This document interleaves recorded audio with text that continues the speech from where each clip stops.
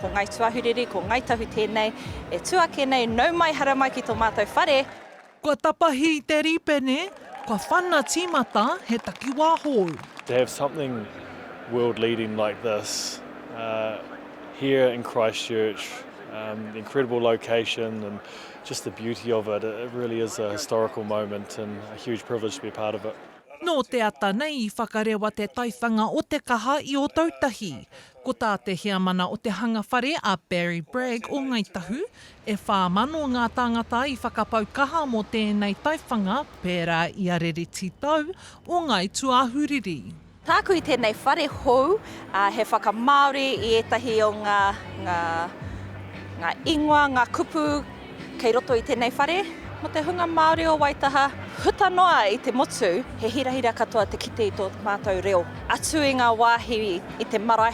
I tīmata te hanga whare o te taiwhanga o Te Kaha I te tau 2022 mārua, he ono rau waru tekau mā 3 miriona tāra te utu.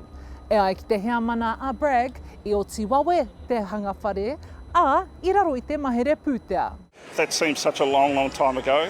And it's been a real journey for our whānau to be involved in bringing our identity and our culture to life in Waitaha. So we hope that this will help drive another boost in economic growth, not just in Waitaha, but throughout our whole takiwā.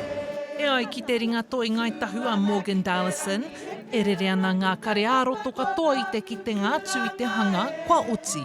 I grew up in a city, I grew up here in Ōtautahi, and there was nothing, our identity wasn't recognised, let alone seen at, and to stand in front of something like this and know that my mokos will stand here and enjoy this too, I never thought I'd see the day. It's not just whaiwhai pattern on the seats, it's the facade, it is the landscaping, it is the feature art, it's the interpretation panels, and thank goodness they gave us the name Te Kaha. Mō te marama e tū mai ana, ka whakahaerehia e te tīma ngā hihira pūnaha, te tiaki pātiti horihori, me te ahukai mahi I mua I te kaupapa tuatahi, arā ko te rauna nunui o te Super Rugby Pacific I te mutunga wiki o Anzac. Ora kairangi Nicholas, Tahu News.